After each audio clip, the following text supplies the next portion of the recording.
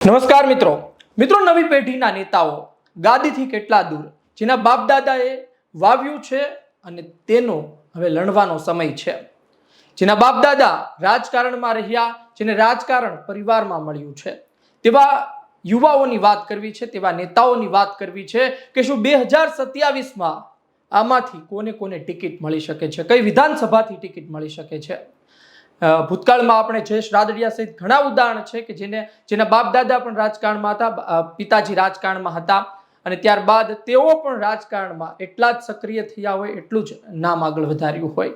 આજે એવા નેતાઓની વાત કરવી છે, એવા નેતાઓના પુત્રોની વાત કરવી છે. આપણે ત્યાં કહેવત છે કે મોરના ઈંડા ચિતરવા ના પડે, એટલે કે બાપે જે કામ કર્યું હોય ને તો દીકરો તેનું સવાયું કરીને લાવે. ઘણા નેતાના પુત્રો તેવા પણ હોય કે નાક કપાવે, પરંતુ ઘણા નેતાના પુત્રો તેવા પણ હોય કે બાપથી પણ વધુ કામ કરે, બાપથી પણ વધુ સેવા કરે અને બાપથી પણ વધુ નામ કાઢી જાય સમય સાથે. અત્યારે કેટલાય યુવાઓ, કેટલાય ચહેરાઓ તેવા ચર્ચામાં છે, તેની વિશે વાત કરવી છે. એક તો વાત છે પબુભા માણેકના પુત્રની, સહદેવસિંહ પબુભા માણેકની. બીજી વાત છે દિવ્યેશ સોલંકી, દિગ્ગજ કોળી નેતા પરસોત્તમ સોલંકીના પુત્રની. ત્રીજી વાત છે જયરાજસિંહ જાડેજા, બાહુબલી નેતા, તેના પુત્ર ગણેશ ગોંડલની. ચોથી વાત છે મહિપતસિંહ જાડેજાના પૌત્ર રાજદીપસિંહ રીબડાની. પાંચમી વાત છે હાલોલથી જેઓ વર્ષોથી ચૂંટાઈને આવી રહ્યા છે તેવા જયદત્તસિંહ પરમારના પુત્ર મયુરધ્વજસિંહ પરમારની. વાત તો પૂર્વ મંત્રી ભેમાભાઈ ચૌધરીના પૌત્ર રજનીશ ચૌધરીની પણ કરીશું અને પૂર્વ સાંસદ પરબતભાઈ પટેલ, દિગ્ગજ ચૌધરી નેતાના પુત્ર શૈલેષભાઈ પટેલની પણ આપણે કરીશું. આપણે ત્યાં ગુજરાતના રાજકારણમાં જ્ઞાતિ સમીકરણ પણ અતિ મહત્વનું હોય છે. સમાજના આગેવાનો ધીરે ધીરે આગળ વધતા હોય છે અને ત્યારબાદ ટિકિટ માંગી ચૂંટાઈને પણ આવતા હોય છે, પરંતુ સમાજનું પ્રભુત્વ અલગ અલગ વિસ્તારમાં જોવા મળે છે. તમે સૌરાષ્ટ્રમાં જાઓ તો પછી લેહવા પાટીદાર છે, કોળી સમાજ છે, પછી તમે પોરબંદર દ્વારકા બાજુ જાઓ તો મેર સમાજ છે, વાઘેર ક્ષત્રિય સમાજ છે, આ લોકોનું પ્રભુત્વ જોવા મળતું. ઉત્તરમાં જાઓ તો ઠાકોર સમાજ છે, ચૌધરી સમાજ છે, દક્ષિણમાં આદિવાસી સમાજ છે. આ પ્રકારે જોવા મળતું હોય છે, ક્ષત્રિય સમાજ છે અલગ અલગ વિસ્તારમાં. આપણે સૌ પ્રથમ જેની વાત કરવી છે એનું નામ છે સહદેવસિંહ પબુભા માણેક. પબુભા માણેક 1990 થી ધારાસભ્ય.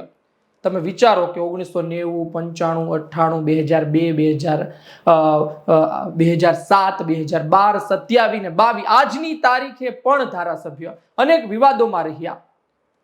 તેના પુત્ર સહદેવસિંહ આવનારા સમયમાં દ્વારકાથી વિધાનસભા ચૂંટણી લડે તો નવાઈ નહીં. વાઘેર ક્ષત્રિય સમાજમાં એક સારી પકડ છે અને છેલ્લા લાંબા સમયથી પોતાના પિતાના કામ દીકરો જ કરે છે. સહદેવસિંહ ભારતીય જનતા પાર્ટીના જાહેર કાર્યક્રમોમાં પબુભા ન હોય, પરંતુ તમને સહદેવસિંહ જોવા મળશે. આ વિડીયો આ કોઈ નેતાઓના છોકરાની તારીફ કરવાનો વિડીયો નથી, પરંતુ આ વિડીયો એ છે કે આપણા ગુજરાતના રાજકારણમાં બીજી ત્રીજી પેઢી કઈ તૈયાર થઈ રહી છે રાજકારણમાં, કે જેના બાપ દાદા પણ રાજકારણમાં હતા. આમાં ઘણા લોકો રાજકારણમાં હશે, એક્ટિવ હશે કે જેના દાદાજી, પરંતુ વાત ધારાસભ્ય અને સાંસદના પુત્ર પૌત્રની વાત કરી રહ્યો છું, મંત્રીના પુત્ર પૌત્રની વાત કરી રહ્યો છું. ને એક વાત એ પણ સાચી છે કે હવે પરિવારવાદ એટલો બધો નથી રહ્યો. અમે જ્યારે એનું આકલન કર્યું, જોયું, ત્યારે અમને એટલા બધા પણ નેતાઓના પુત્ર નથી મળ્યા કે જે અત્યારે તૈયાર થઈ રહ્યા હોય. પરંતુ વાત આપણે ફરી દ્વારકા બાજુ આવીએ.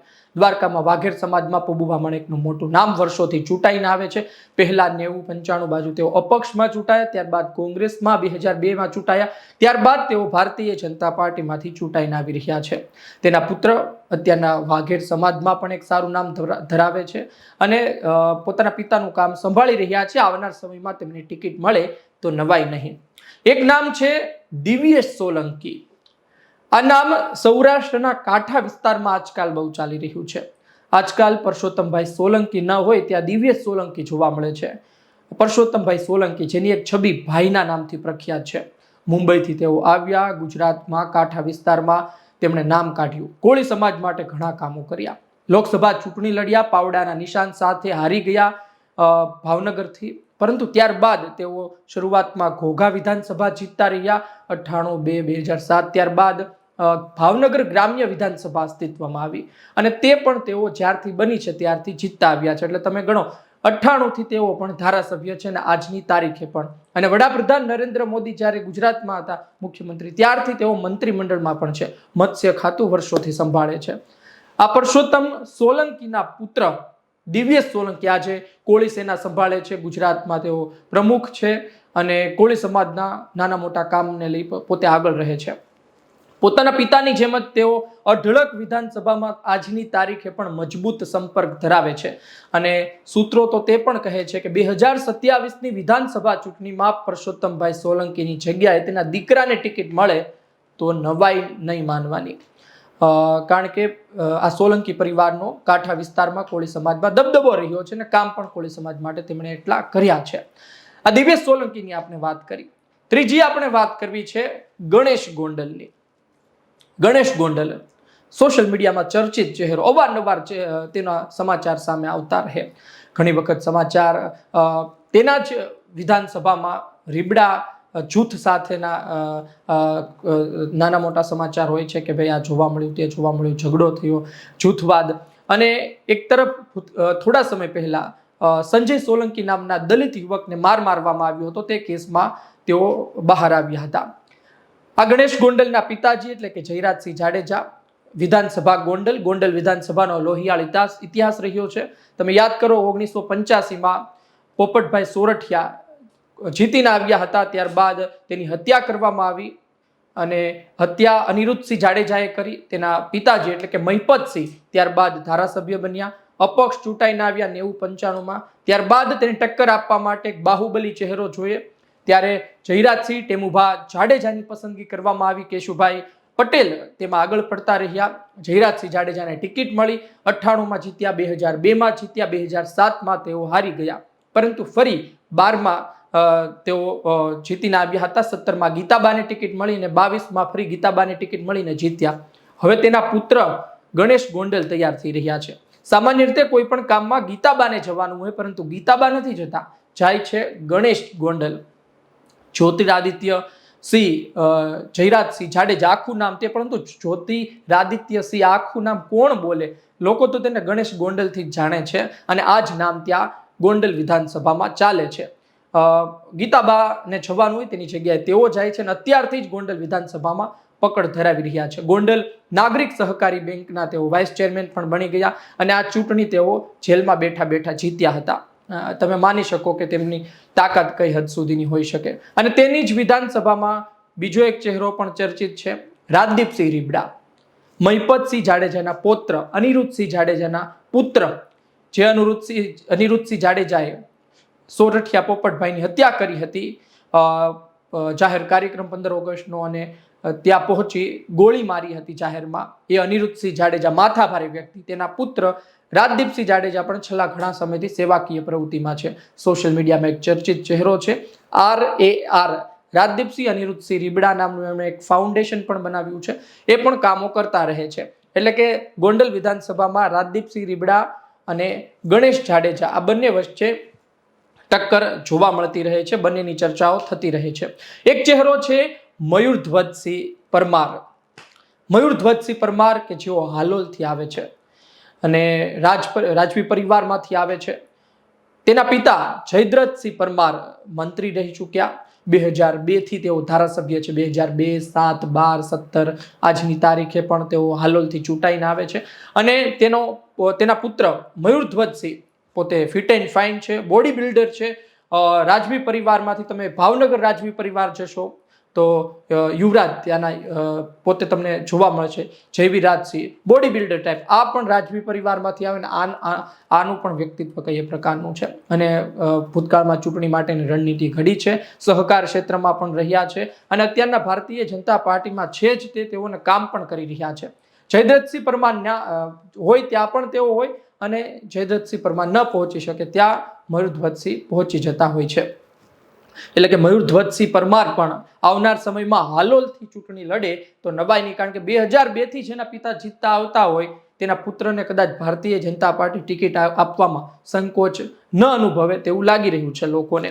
એક નામ, હજુ બે નામ છે જે ઉત્તર ગુજરાતમાં વાવ થરાદમાં ખૂબ જ ચર્ચામાં રહ્યા. અને છેલ્લી ચૂંટણી વાવ વિધાનસભાની પેટા ચૂંટણી, હમણાં છેલ્લી સૌથી મોટી ચૂંટણી ગઈ તેની વાત કરીએ, તેમાં પણ આ બંને ચહેરા ચર્ચામાં આવ્યા.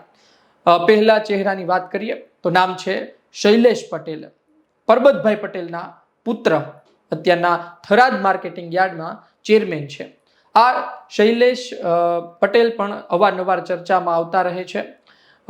ભૂતકાળમાં તેઓ અલગ અલગ ચૌધરી સમાજના કામોને લઈને સંકળાઈ રહ્યા, પરંતુ પોતાના પિતાની જેમ તેઓ ધીરે ધીરે આગળ વધી રહ્યા છે. 2019માં પરબતભાઈ પટેલની ટિકિટ પોતે જીતીને આવ્યા, પરંતુ ત્યારબાદ 2024માં તેની ટિકિટ કપાણી. 19માં જીત્યા, 24માં ટિકિટ કાપી. ભારતીય જનતા પાર્ટીએ રેખાબેન ચૌધરીને ટિકિટ આપવામાં આવી અને પરિણામ આપણી વચ્ચે છે. ભારતીય જનતા પાર્ટી હારી, ગાબડું પડ્યું અને ગેનીબેન ઠાકોર જીતીને આવ્યા, રેખાબેન હારી ગયા.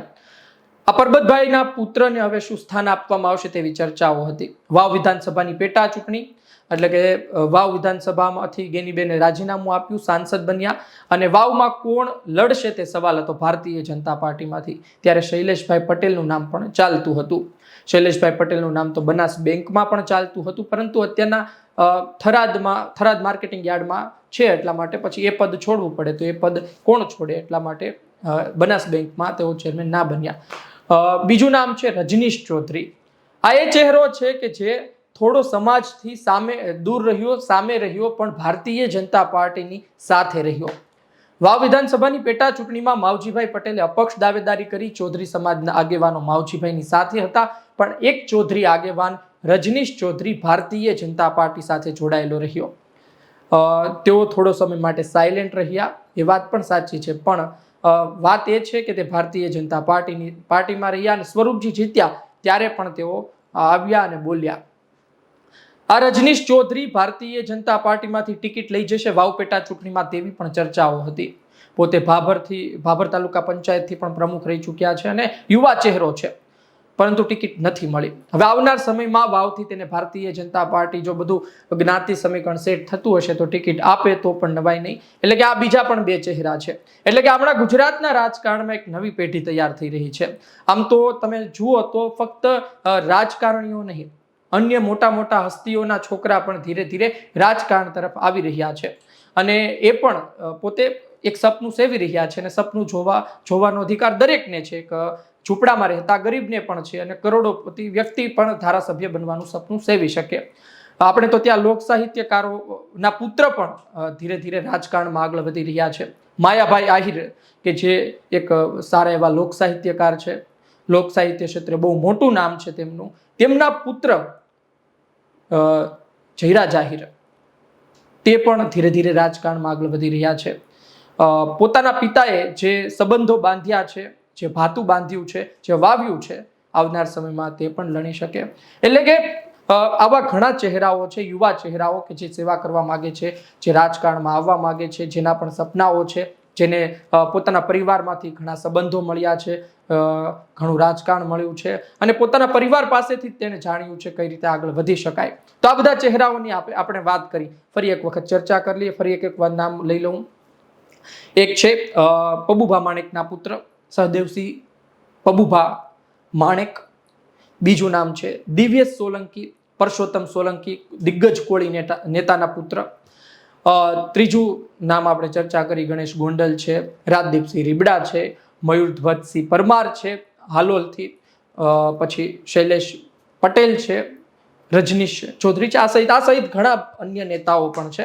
ગુજરાતના રાજકારણમાં અમારી સુધી જે નામ આવ્યા એ નામની અમે ચર્ચા કરી લીધી. બની શકે ઘણા નેતાઓના છોકરા તૈયારી કરતા હોય પરંતુ બહાર ન બતાવતા હોય. ભારતીય જનતા પાર્ટીમાં છેલ્લી ઘડીએ ટિકિટ કપાઈ જતી હોય છે, પરંતુ આ એ નેતાઓના પુત્ર છે કે જે ખુલ્લીને બહાર આવે છે અને જાહેરમાં જ તેની પ્રવૃત્તિ બતાવે છે કે તેમને રાજકારણમાં રસ છે, અને તે પણ કહે છે કે ભાઈ હા લડીશું, ભવિષ્યમાં સમય આવશે તો ચૂંટણી લડીશું. અંદર ખાને નહીં, સામી છાતીએ રાજકારણ કરી રહ્યા છે આ બધા લોકો. જોઈએ શું થાય છે. આમાંથી કોઈ 2027માં ટિકિટ લઈને આવે છે અને ધારાસભ્ય બને છે કે નહીં, જોવું રહ્યું. આપનું શું કહેવું છે કોમેન્ટ બોક્સમાં જરૂરથી લખજો. શું આ નવા નેતાઓ તૈયાર થઈ રહ્યા છે એ ભારતીય જનતા પાર્ટીને મજબૂત કરી શકશે? મોરના ઈંડા ચિતરવા ન પડે તેમ આ તમામ નેતાઓ શું બાપની જેમ મજબૂત નેતા ભવિષ્યમાં સાબિત થશે કે નહીં? આપનું શું કહેવું છે કોમેન્ટ બોક્સમાં જરૂરથી લખજો. આ તમામ નેતાઓ વિશે, તેમના પિતા વિશે, તેમના દાદા વિશે, ભારતીય જનતા પાર્ટી વિશે આ વિડીયો પસંદ આવ્યો હોય, આ માહિતી પસંદ આવી હોય તો લાઈક કરજો, આ વિડીયોને શેર કરજો, તે લોકો સુધી પહોંચાડજો. મને આપશો રજા. નમસ્કાર.